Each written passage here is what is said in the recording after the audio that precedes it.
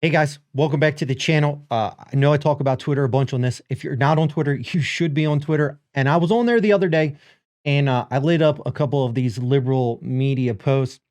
And in one of them, I talked about the war in Ukraine and I got a lot of backlash.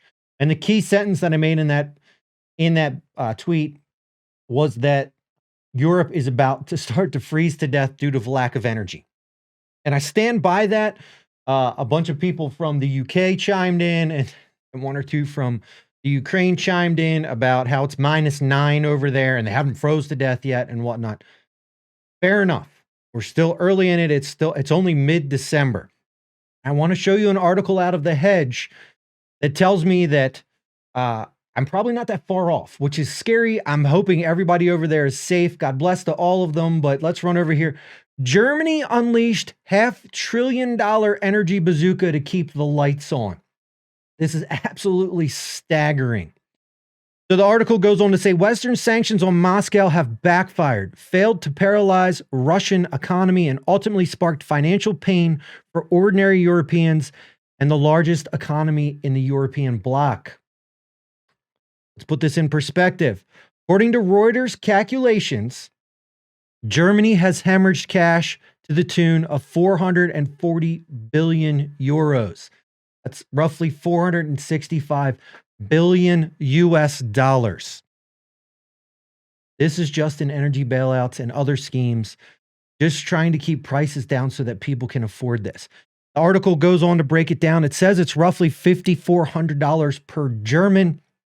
It's 12% of the national economic output of Germany.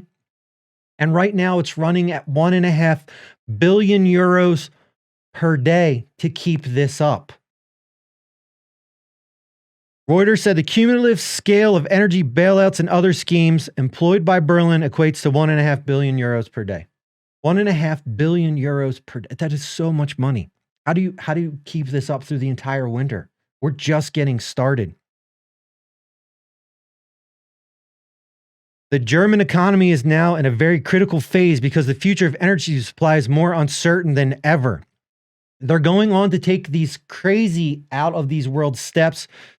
And due to the reliance on Russian nat gas, Germany has limited LNG infrastructure.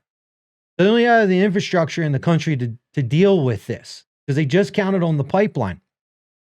Way to go, Merkel.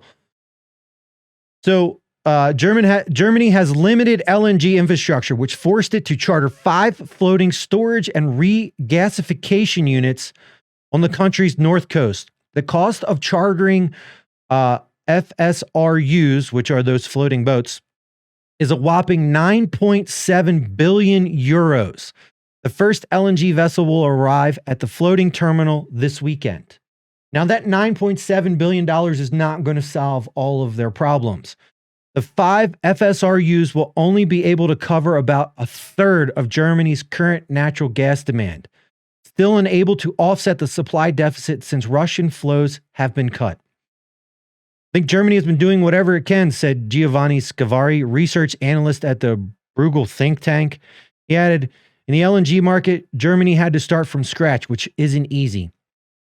The energy crisis in Europe is far from over, as winter weather is in full swing across the energy-stricken continent that has yet to offset lost supplies.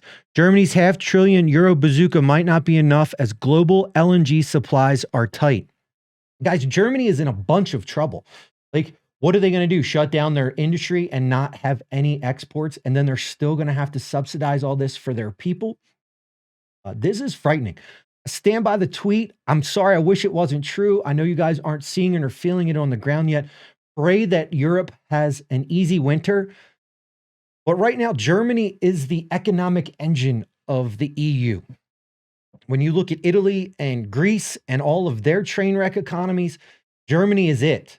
And Germany is struggling. Guys, get ready for a really bad spring. January to March, January to April. A European winter is going to bleed into an American economy. I just stand by it. We need to do some negotiating with Russia and come to some sort of consensus on Ukraine. We do not need to be sending Patriot missiles. Things are already in trouble. You know, when you look at it, Russia is the world's largest energy export. it surpasses Saudi Arabia. Saudi Arabia might export more more oil, but when you add in gas and oil, Russia is the number one game in town, and we're just poking the bear, and the bear's winning. I'm worried about the people in Europe. Anyway, so catch you guys in the next.